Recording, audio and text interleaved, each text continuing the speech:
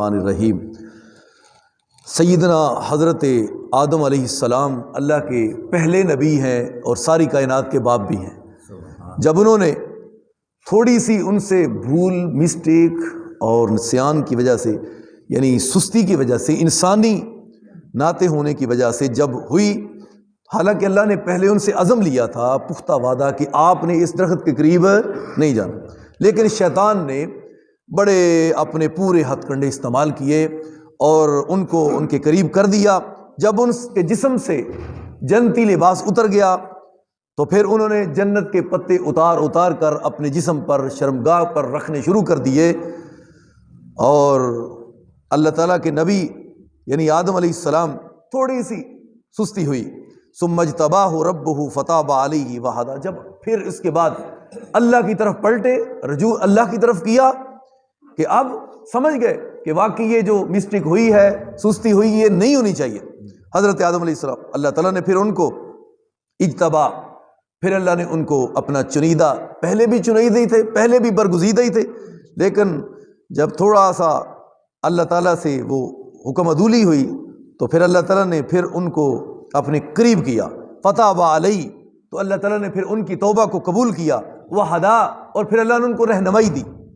قال اہبطا منہا جمیعا، اب اس طرح کرو کہ تم جس جگہ پہ میں نے تم کو رکھا تھا یہاں سے اب اتر جاؤ، سب کے سب۔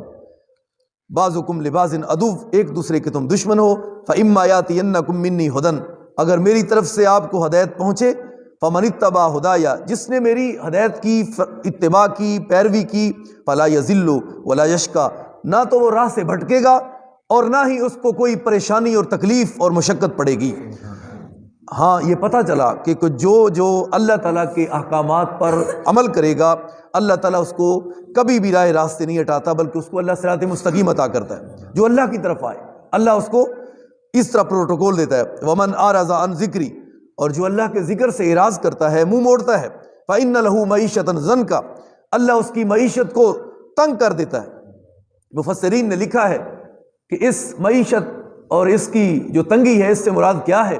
اس سے مراد یہ ہے کہ جب بندہ فوت ہو کر قبر میں اترے گا تو اس وقت قبر اس کو بڑی سخت طریقے سے جب قبر شکنجہ چڑھائے گی، تو یہ ہے معیشت ضنکا، کہ ایسے بندے کو جو اللہ کے ذکر سے کبھی ذکر کے پاس آئی نہیں، نہ کبھی قرآن کی توجہ کی، اس کے دل میں کبھی ذوق اور شوق ہی نہیں پیدا ہوا کہ میں اللہ کا ذکر کروں، دوران سفر ذکر کروں اور تنہائی میں ذکر کروں، رب کا ذکر گھر میں کروں، اپنے کام پر فضولیات سے میں گریز اور پرہیز کروں، اور میں اللہ کے ذکر نماز سے اپنے دل کو، اپنے ایمان کو اور مزین کر لوں۔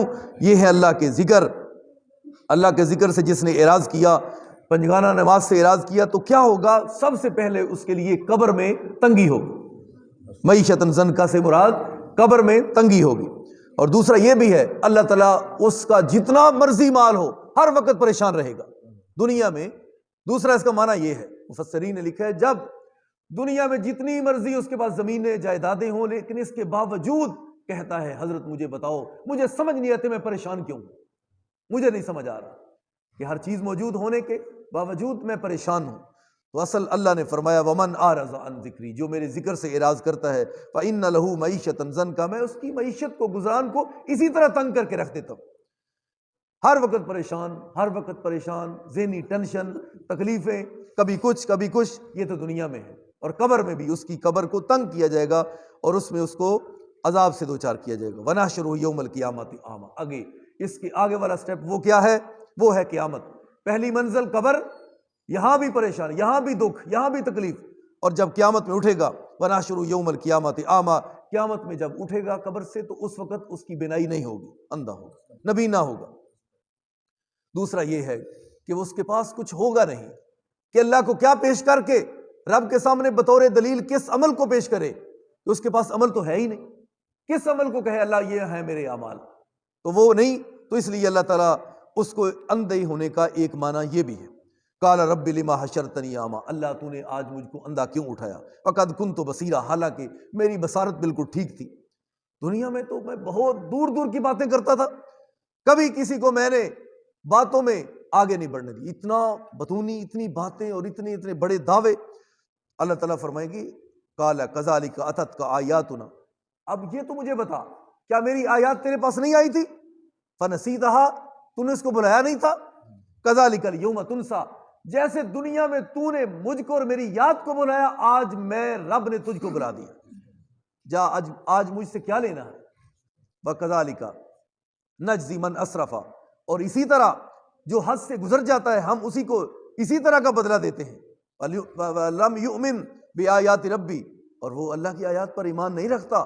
وَلَعَذَابُ الْآخِرَةِ أَشَدُّ وَأَبْقَىٰ، اور ایسے بندے کے لیے اللہ کا عذاب بہت سخت بھی ہے اور باقی رہنے والا بھی، ختم نہیں ہوگا، وہ ہمیشہ کے لیے عذاب ہوگا، سختی ہوگی اور عذاب میں مبتلا ہوگا۔ افلم یہدی لہم کم اہلکنا قبلہم من القرون، اللہ تعالیٰ ہم سب کو صحیح معنوں میں اللہ اپنی یاد سے ہمارے سینوں کو مزین فرمائے، اور اللہ تعالیٰ ہمارے دلوں کے اندر قرآن و سنت کی محبت پیدا فرمائے، ذوق پیدا فرمائے، شوق پیدا فرمائے، اور ایسی فکر ہمارے اندر آئے کہ ہم دنیا میں آئے ہیں تو کیوں آئے ہیں، مقصد کیا ہے؟ اگر کھانا پینا اور اٹھنا جاگنا پھر سونا پھر اٹھنا یہی مقصد ہے تو پھر تو یہ جانور بھی کر رہے ہیں۔ جانور اور انسان میں فرق کیا ہے؟ بندہ بندگی کرے تو بندہ ہے، ورنہ سب تو گندہ ہے۔ یہ ہے اصل میں۔ اللہ تعالی ہم سب کو یہ حقیقت سمجھنے کی توفیق عطا فرمائے، اس وقت سے پہلے جبکہ اس نماز سے پہلے اپنی نماز دنیا میں پڑھ لو جبکہ تمہاری نماز پڑھ لیجئے، یعنی تمہاری نماز جنازہ، اس نماز جنازہ سے پہلے دنیا میں اپنی نمازوں کی حفاظت کر لو۔ وقت بالکل قریب ہے، قبر میں کبھی کسی نے جا کے یہ نہیں دیکھنا اس کے ساتھ کیا ہو رہا ہے، نہ کسی کو اجازت ہے کھولنے کی کہ کوئی کھول سکے، اجازت نہیں کسی کو، اس کے ساتھ کیا معاملہ ہو رہا ہے۔ اور نبی علیہ الصلوۃ والسلام کی حدیث طیبہ کے اندر آتا ہے، آپ نے فرمایا اگر تمہیں پتہ چل جائے کہ قبروں میں تمہارے مرنے والوں کے ساتھ کیا رویہ اور کیا سلوک ہوتا ہے تو تم کبھی اپنے مرنے والوں کو پیاروں کو دفن ہی نہ کرو، کبھی دفن ہی نہ کرو۔ اس سے پہلے صرف خوش فہمی میں مبتلا نہیں رہنا چاہیے، بلکہ ایک سائڈ پر اللہ کی رحمت کی امید رکھے، ادھر اللہ تعالیٰ کے عذابوں کو دیکھے، بس یہ دو چیزیں، ادھر رحمت اور ادھر عذاب۔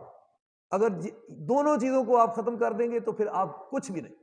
ایک طرف رحمت کو دیکھو، ہاں اللہ کی رحمت ہے، میں جو بھی کروں گا مجھے اللہ کی رحمت پر میرا یقین ہے، اور ادھر دیکھو اللہ کے عذاب بڑے سخت ہیں، بڑے سخت ہیں۔ جب یہ بندہ ہر وقت ان کو دیکھے گا انشاءاللہ پھر ادھر ادھر نہیں بھٹکے گا۔ اللہ تعالی ہم سب کو عمل کی توفیق عطا فرمائے۔ آخر دعوانا